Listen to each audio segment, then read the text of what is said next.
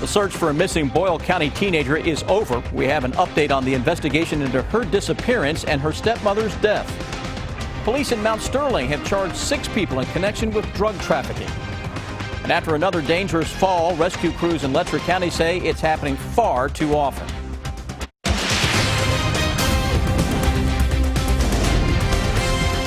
This is WKYT News at 5:30. Good evening and happy Labor Day. Thank you for watching WKYT. I'm Sam Dick. Amber has the day off. A Boyle County teenager missing since her stepmother was found inside her home has been found in New Mexico. State police say they found 15-year-old Jenna Oakley in a Motel 6 parking lot there. They say Oakley was with 20-year-old Kenneth Nye. Family reported Oakley missing Thursday after they found her stepmother Rhonda dead in their home. New Mexico police say Oakley and Nye were in her stepmother's car, reported stolen late last week. The Boyle County coroner is saying the death is a homicide. Hillary Thornton has the latest now on the investigation in our top story at 5:30. The 15-year-old was found unharmed in a Motel 6 parking lot more than 1,200 miles away from home. A home on Old Houstonville Road where her stepmother Rhonda Oakley was found dead on Thursday afternoon. Jenna Oakley had been missing since then, found on Saturday by police in New Mexico with 20-year-old Kenneth Nye. Both Oakley and Nye were found sitting inside of the 2014 Honda Civic that was reported missing from the home here on Old Houstonville Road when the teen's stepmother was found dead. Shortly after the stolen car report, Jenna Oakley was considered missing. At this point, not many details about Rhonda Oakley's death have been released. Other than that, it is being treated as a homicide investigation. Neighbors say it is all too close to home. Several living along the street had called Oakley their neighbor for more than a decade. However, they say they did not know her stepdaughter well, as she had just moved in a few months ago. While no arrests have been made for the 52-year-old's death, the 20-year-old man her stepdaughter was found with was arrested down in Quay County, New Mexico, and charged with contributing to the delinquency of a minor. In Boyle County, Hillary Thornton, WKYT. Nye is still being held in the Quay County, New Mexico Detention Center. Police in Mount Sterling say they have disrupted a large drug operation today. 6 people were arrested and charged in connection with drug trafficking. The arrest happened this morning at the Days Inn off Maysville Road. Our Victor Puente has more now from Montgomery County. Police charged all 6 people with trafficking and manufacturing meth. It's the second time in the past 2 weeks that police in Montgomery County have charged multiple people in connection to drugs. The manager at the Days Inn tells me the night manager called the police around 3 this morning when he noticed a lot of traffic around one room. The surveillance video shows that response. Mount Sterling police say they charged 6 people who were in that room. Whitney Harden, Linda Stillner, Donna Mayfield, and Cecily Smith, all from Bath County, were charged with manufacturing and trafficking methamphetamine. Christopher Little of Bath County and Paul Collins of Lexington were also charged. 2 weeks ago, local deputies and police, working with federal agents, arrested 3 people they said were connected to a string of overdoses in the county. According to the Mount Sterling Advocate, one of those people, Tracy Myers, is now at UK Hospital after attempting to hang herself in jail. A group of concerned citizens and county officials have created the group Montgomery County Alcohol and Drug Abuse Prevention Team to try to do something about the drugs in the county. The group's vice president says they hope to see more arrests. This goes to show that our police department is committed to battling the dealers as much as possible. You know, it's something that you're never going to be able to really conquer, you know, but you can put a dent in it, and that's what we're trying to do here. Mount Sterling police said 2 of the people they arrested already had outstanding warrants. They also charged Christopher Little with being a convicted felon in possession of a handgun. In Montgomery County, Victor Puente, WKYT. And Montgomery County will have a forum on heroin in the county on September 15th at 6:30. That will take place at the high school. One county over, police are putting out a call to their citizens to report any drug activity. Our county-by-county coverage at 5:30 begins in Bath County. In a Facebook post today, the Owensville Police Department is encouraging anyone to report any and all kind of drug activity happening in their community. Police say any tips or information will be kept confidential. Tips can be sent through Facebook Messenger or by calling the Owensville Police Department. In Pike County, 2 people are in jail after police say they were trafficking drugs out of state. Pikeville police arrested 34-year-old Kenana Corbett and 27-year-old Ashley Adkins Saturday at the Brookshire Inn. Police say they found cocaine, heroin, and large amounts of prescription pills in their hotel room. Police say Corbett is from Baltimore and Adkins is from Pennsylvania. Both are charged with 4 counts of trafficking and controlled substances in the first degree. And in Allen County, deputies say one man was sent to the hospital after a shooting Saturday night. Police say that Kevin Milam and David Wager got into an argument over Red Hill Road when Wager pulled out a gun and shot Milam in the abdomen. Milam was taken to TriStar Skyline Medical Center in Nashville. His condition is not known right now. Wager is being held in the Allen County Detention Center. It's a picture-perfect Labor Day here in the Bluegrass. After a bit of break from the heat, temperatures looking to be back on their way up this week, so the heat will be on. Let's check in now with meteorologist Jim Caldwell on this Labor Day. Hey, Jim. Yeah, that heat's going to be battling back out there, Sam. It did today. We're at 90 degrees in Lexington, and we're at 90 in several other locations, but we're going to keep that coming over the next several days here. You can see some of our locations we've got highlighted. We're still at 90 in Lexington. They backed off a little bit in Frankfort, losing 1 degree. They're at 89 there now, but everywhere else seeing very similar readings, mid and upper 80s to around 90. Low humidity, though, that's the only thing that's really making 90 degrees tolerable. There's still certainly some out there, but just not making a big difference. Statewide, you see where we are. It's the same old song and dance any which way you look across Kentucky, mid and upper 80s, low 90s, a little bit warmer out to our west. This is a story that we often tell on a day that's quiet like this because we don't have any real elements trying to fire off any showers or thunderstorms. Stays relatively dry. You do have a little activity in parts of Indiana just south of Indianapolis. That's the only thing around, really. I mean, even those showers and storms are having a hard time staying together. All right, let's look at our hour by hour. 24 hours. We go through the early morning, upper 60s by 8 o'clock, and then we are into tomorrow, and then we will touch 90 degrees again.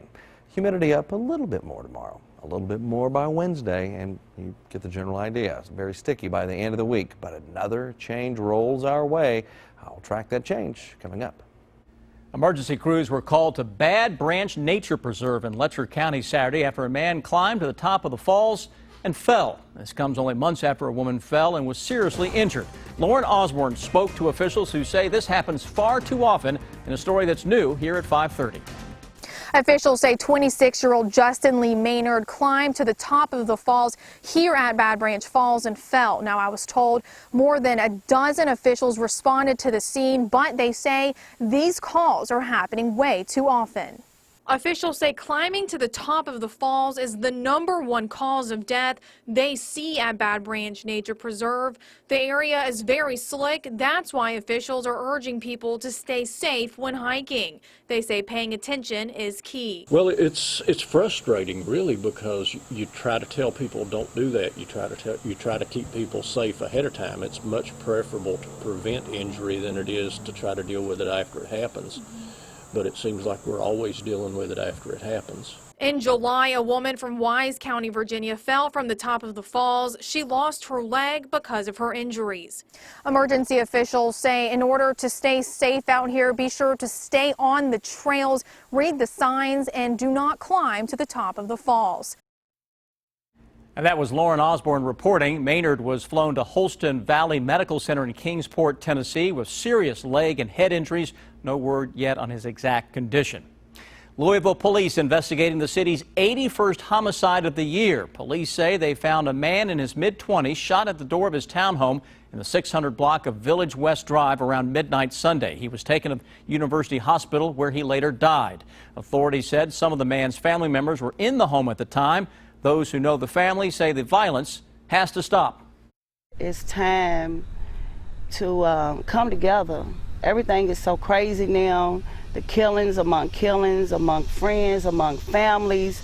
We all connected in some type of way. We might not be blood connected, but we know each other. And so far, police say they have no suspects at this time. An Elizabethtown man is in jail after police say he shot a man, then threatened the officers who responded. Joe Jackson is charged with first-degree assault and terroristic threatening. According to the News Enterprise, police responded to a call over the weekend after a man said Jackson shot him in the foot. When they questioned him, officers say Jackson threatened to track them down and harm them. He's scheduled to answer the charges against him tomorrow. A former fugitive is in jail for what investigators are calling a Ponzi scheme that collected millions in exchange for the promise to help victims obtain government benefits.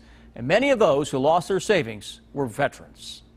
I fell in hook, line, and sinker, as they say. Matt Gurley is still angry with himself for getting lured into the Ponzi scheme run by Gina Palacini. I did one of the most stupid things I ever did in my lifetime. I wrote her a check for $100,000. Palacini approached Gurley and other elderly victims, many of them veterans, offering to help them obtain government benefits. I thought she was representing the VA. I was even more so convinced when she freely invited me to her house, introduced me to her family. Gurley says he truly believed he was getting benefits available to him because he was a veteran. So what she would do was convince them to reallocate, diversify their assets into an annuity, into the family trust. But instead of putting that money in the annuity, she would put it in her business expense account. She would take her kids on vacations, elaborate vacations. Postal inspectors say the mother of four spent most of the money on her children. Once the victim started asking questions, that's when the excuses started coming out. Like most Ponzi schemes, Palacini's scam unraveled. It's heartbreaking. They worked their entire lives, for anywhere from being a firefighter to a pastor to being in the military. She targeted those that were elderly, but also those that were veterans. Gina Palacini was sentenced to more than 6 years in prison, ordered to pay more than $2 million in restitution. Day one was like vacation, but now I'm really sore and tired, so it's definitely labor today. An EKU student taking his popular artwork to the next level. That story coming up in just a little over 3 minutes here on WKYT. Keep up with the latest news on WKYT.com. Join the conversation on Twitter and become a part of the WKYT Facebook family. An EKU student who's become well known for drawing Pokemon characters around campus is at it again, but this time he has his work cut out for him. Wiley Cottle is on day 3 of his latest art project on EKU's campus. The goal, to draw all 151 original Pokemon characters. He says outside the Keene Johnson building is the perfect canvas for his artwork, and it's a pretty popular spot to play the game. I knew people would come by and take photos and knew exactly what's going on. EKU has been so great about this. They've brought me this drone to get some really cool shots. Wiley hopes to be finished with his project sometime tonight, possibly around 8 o'clock. We wish him well. 4 years after her son's tragic death, a mother from Kentucky traveled to Nebraska to hear her son's heartbeat again. In 2012, 14-year-old Kalen Grace of Kentucky accidentally shot himself with a gun he thought was broken. He did not survive. Dawn Grace made the decision to donate her son's organs. His heart ended up hundreds of miles away, going to Joe Hansen in Nebraska. Hansen and Grace have corresponded for years, but never met until Friday. When I open my wallet, he's the very first thing I see when I open my wallet. And him and we talk quite a bit. I mean, I feel blessed. I feel thankful. And both say finally meeting on the 4-year anniversary of the transplant was the perfect time. Now, your hour-by-hour forecast with meteorologist Jim Caldwell. This Labor Day ended up being a hot one after most of the weekend was in pretty good shape. We're around 90 degrees in a lot of spots out there. A few of us have backed off away from 90, though. We are looking outside, and you're going to find some cloud cover. Not much. It's overall a good-looking day when you just look at it from here. Humidity levels are down, too. It's 37%, meaning that we're not in that bad a shape. Winds are going to shift, though, in the coming days, and we're going to start tapping into some of the moisture from the Gulf of Mexico, and it'll start getting a little more humid around here. That's really happening at the end of the week when we are about to go through some changes anyway. So 90, 91, 92 the next little bit here. For you folks out enjoying your Labor Day, maybe you're getting ready to hit the grill or getting ready to fire it up, well, the temperature should be very warm for you. It's certainly warmer than it was over the weekend. Around 88 degrees here the next couple of hours, from mid to upper 80s, just depending on your exact time. I'm just projecting maybe around 7 o'clock or so. Still steady in the upper 80s in most locations. Just not steamy because the humidity levels have dropped significantly out there. Now here's what we've got on our temperature map area wide. Out in eastern Kentucky, we're going to find some pockets of just plain old mid-80s out there already. The rest of us upper 80s, low 90s here in the central Kentucky. So the heat core is kind of stretching from Bowling Green and then kind of bending or arcing in toward Lexington. As a lot of spots around us were at 90 earlier, but they backed off again over the past little bit. Now, our muggy meter was something that was squashed all the way down to the pleasant level this past weekend. And today it's even down. But as we progress through the next few days, it'll start creeping back up, becoming a little more noticeable on Tuesday, probably more so into Wednesday and into your Thursday as we're increasing moisture and more clouds around, as it's opening the door for the potential of some rain. There might even be some rain late Thursday, maybe more so into Friday, but overall going into that type of pattern.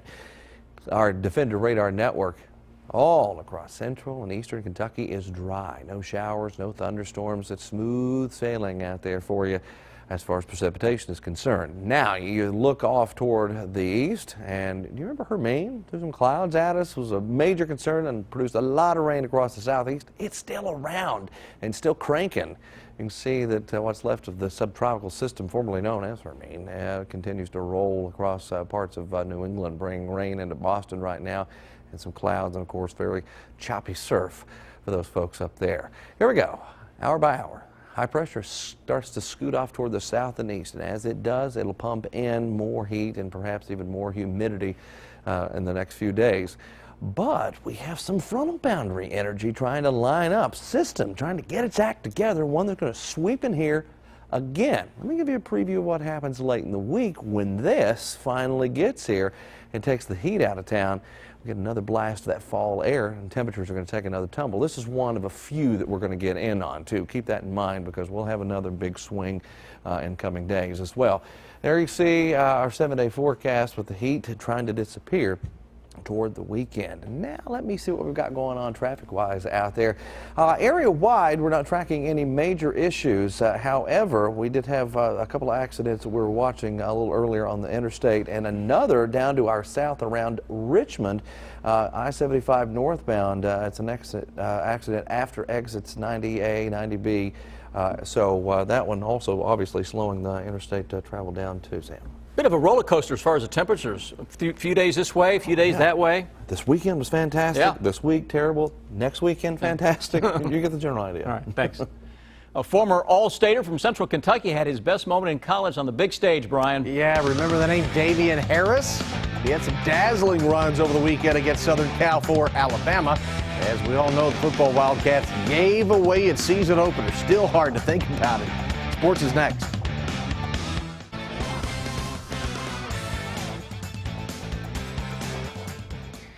Saturday's epic collapse by the UK football Wildcats will be talked about for a long, long time. Southern Miss destroyed UK for the final 30 minutes and 30 seconds of that game.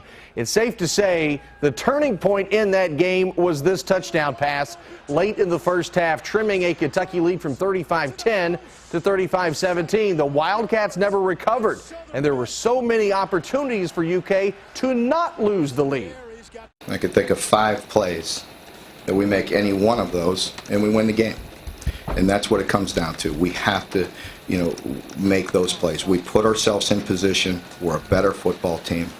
Offensively, we moved it at will in the first half. In the second half, we didn't have enough possessions.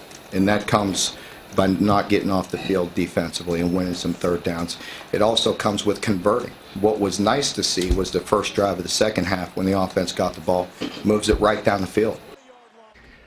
But that drive resulted in a fumble on this play, and the offense was never the same again. It is crushing to a defense which was amazing for the majority of the first half. 3 interceptions, and the Cats forced 3 punts. But in the second half, USM got back in the game on busted plays and a persistent running attack. I definitely say they were stretching us out and things like that, and we weren't making tackles that we needed to make, making plays and getting downhill fast, from myself specifically. I gotta do a better job of getting downhill and stopping the run. That's the linebacker's job, and today we didn't do that. It feels terrible because that's a game that we had in our hands, and we let it slip away. We just gotta go back to the drawing board, get ready for Florida, and turn this thing around and show our fans, what we have. Man, it's going to be talked about forever. The Wildcats open SEC play Saturday at Florida. Here's your chance to turn it around right now. But the Gators have won 29 straight in this series. The game is Saturday afternoon, 3:30, right here on WKYT.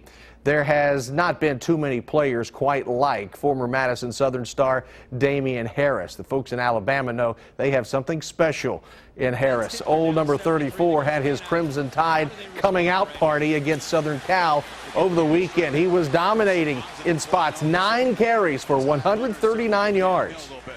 I mean, those guys did a great job all night. I mean, you know, they worked so hard day in and day out in practice, and you know, they opened up some big holes, and you know, they helped out a lot in pass protection so we could get the ball through the air. You know, those guys do a great job, and because you know, the play starts with them up front, and you know, I can't give those guys enough credit because you know, they just work so hard and they really protect us out there. So you know, all the credit to those guys. Way to go, David. We're proud of you. That's sports. We'll be right back.